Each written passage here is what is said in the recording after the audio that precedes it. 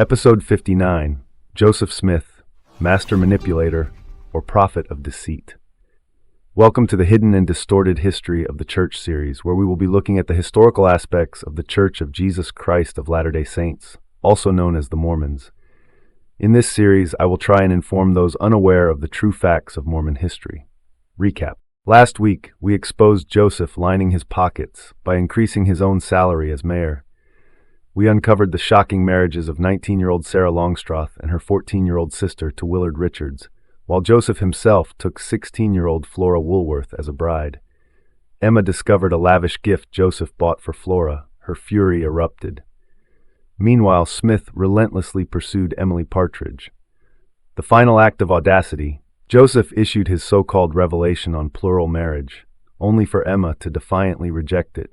This week, Joseph Smith hits new lows, coercing both Emily and Eliza Partridge into his polygamous web just days apart. Smith hands out church property to his plural wives and closest cronies, all while spinning his usual web of deception. He promises Sarah Anne Whitney eternal salvation for her and her entire family, but only if she stays loyal to him in polygamy. Meanwhile, a supposed prophet is duped by the Kinderhook Plates hoax, hastily offering a translation that leaves his credibility in tatters. And to top it all off, Joseph orchestrates a sham wedding between Sarah Anne Whitney and Joseph Kingsbury. Buckle up, grab some popcorn. It's a roller coaster of lies, manipulation, and scandal in this episode. Part 1. March Madness. On March 4th, 1843, Joseph Smith finally cornered his target. Emily Partridge later testified under oath that Elizabeth Dufree arranged a secret meeting between her and Joseph at the home of Heber C. Kimball. That very night, Kimball officiated a clandestine marriage between the 19-year-old Emily and the 37-year-old Smith. Emily Partridge left no room for doubt in her testimony. I was married to Joseph Smith on the 4th of March, 1843, by Heber C. Kimball. My sister Eliza was married to him on the 8th of May, 1843, by the same man. Temple Lot Case, 1892. But one wasn't enough. Just 4 days later, Joseph set his sights on Emily's older sister. On March 8, 1843, he married Eliza Partridge, without informing either sister of the other's involvement. Joseph instructed both sisters not to let the other know about their sealing to himself. Emily and Eliza, both sealed to Joseph in secret, were unwitting pawns in a manipulative and predatory system. And Emma? She knew nothing. At least, not yet.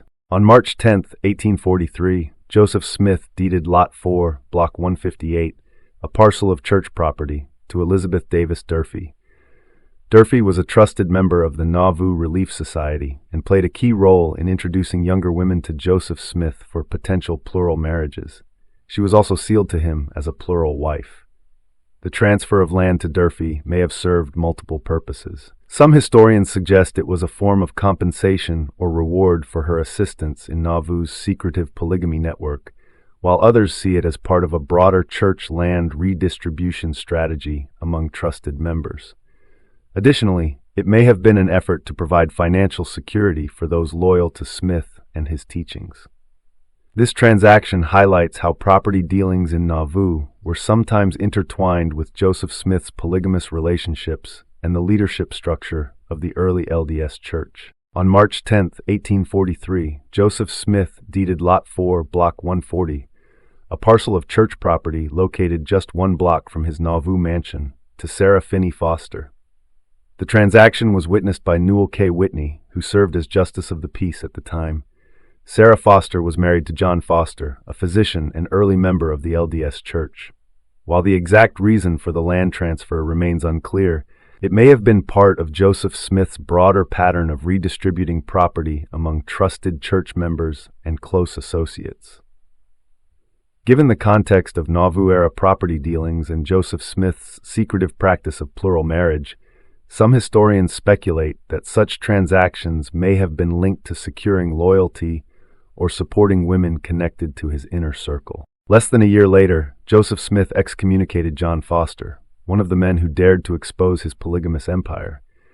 Foster, alongside William Law, played a key role in the Nauvoo Expositor, the very publication that sealed Joseph's fate. But here's the real question. Did Smith try to claim John Foster's wife Sarah, just as he did with Jane Law? Given his relentless pursuit of married women, it's a question that demands an answer.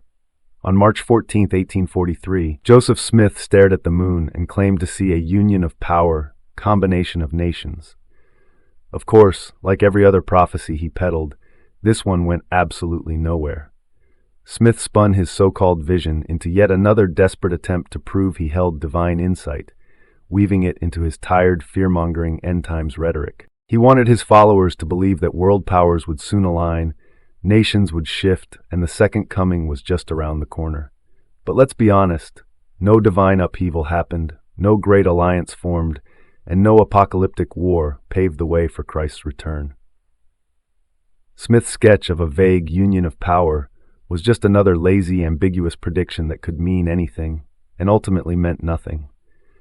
Like his Civil War prophecy, his failed temple prediction, and countless other so-called revelations, this vision was nothing more than celestial nonsense, another cheap parlor trick to keep his followers convinced he knew the mind of God. On March 23, 1843, Joseph Smith wrote a twisted, self-serving blessing for Sarah Whitney, a document that shamelessly exploited both her and her family. In his own handwriting, he dangled the promise of eternal salvation in front of her, not just for herself, but for her entire extended family, but only if she remained in polygamy with him. This was nothing short of spiritual blackmail, a manipulative tactic designed to ensure compliance and submission. This wasn't just about Sarah. Smith had perfected this strategy. Time and again, he used so-called divine blessings as leverage, coercing women into plural marriages with false promises of celestial glory and eternal security. These weren't blessings. They were contracts of control, binding women to a doctrine that only benefited him. Marry the prophet, stay loyal, and your family gets a golden ticket to heaven. Reject him? Eternal consequences. This is the ugly truth behind Smith's polygamous empire, a web of manipulation, coercion, and unrelenting pressure, all disguised as revelation. Part 2. April Antics. On April 13, 1843, Joseph Smith justified his land speculation racket with a twisted claim. Suppose I sell you land for $10 per acre, and I gave $3.45 per acre. Then you are speculating, says one. Yes, I will tell you how. I buy others' lands and give them to the widow and the fatherless. Smith loved to spin his greed as generosity, but let's call this what it really was, a calculated power play. He wasn't some benevolent leader redistributing wealth to the poor. He was a land baron, hoarding property, jacking up prices, and controlling Nauvoo's economy to benefit himself and his inner circle. There's no solid evidence that the profits from these shady deals ever went to widows or orphans in any meaningful way. Instead, Smith's land empire fed his growing influence, ensuring his followers were not just spiritually bound to him, but financially dependent on him as well. Early critics like William Law and John C. Bennett saw right through the facade. They exposed Smith's manipulation of land sales, his consolidation of political power, and the way he wielded his so-called prophetic authority to justify his own financial gain. This wasn't charity. It was a corrupt financial scheme disguised as divine wisdom. On April 23, 1843, the so-called Kinderhook Plates were discovered in Kinderhook, Illinois.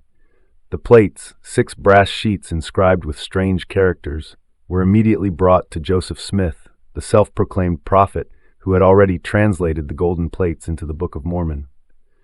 Upon examining them, Smith wasted no time declaring them an ancient record.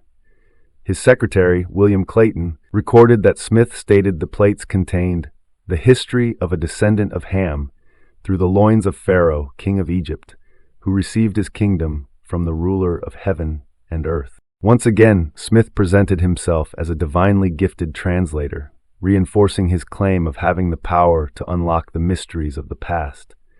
But there was just one problem. The Kinderhook plates were a complete hoax, designed to test whether Smith could tell the difference between a genuine ancient record and a modern fabrication. The forgers, Robert Wiley, Wilbur Fugate, and a few others, eventually admitted the deception, with Fugate stating in an 1879 letter, "We understood Joe Smith said they contained the history of the person with whom they were found, and that he was a descendant of Ham through the loins of Pharaoh, king of Egypt.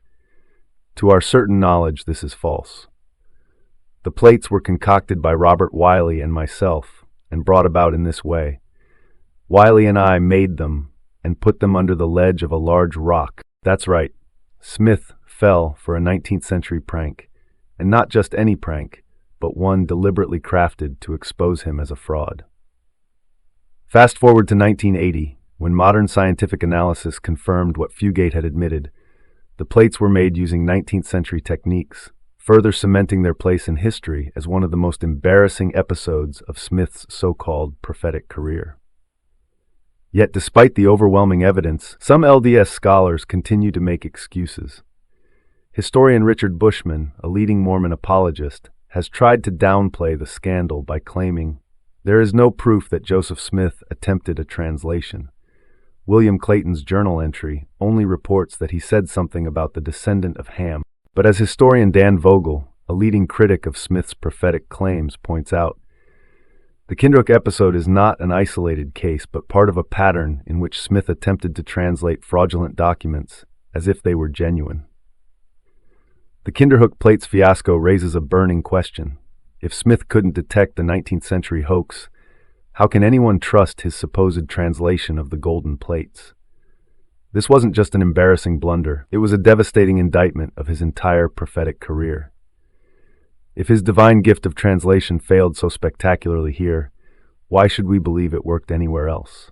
On April 29, 1843, Joseph Smith orchestrated what can only be described as a sham wedding between his new polygamous bride, Sarah Whitney, and Joseph Kingsbury. This so-called marriage was a facade, designed to hide the fact that Smith was simply using Kingsbury as a pawn in his twisted polygamous game. The pretense? Kingsbury was told he would be sealed to his deceased wife, who in a cruel twist just happened to be Sarah Whitney's sister. Smith promised Kingsbury this sealing, yet another calculated move in the larger scheme of eternal marriages and polygamy that Smith had been manipulating since the church's inception. This event is a textbook example of Smith's abuse of the doctrine of eternal marriage. What was presented as a legitimate union was nothing more than a convenient ruse that allowed Smith to marry Sarah Whitney, all while maintaining the spiritual veneer of legitimacy for his polygamous actions.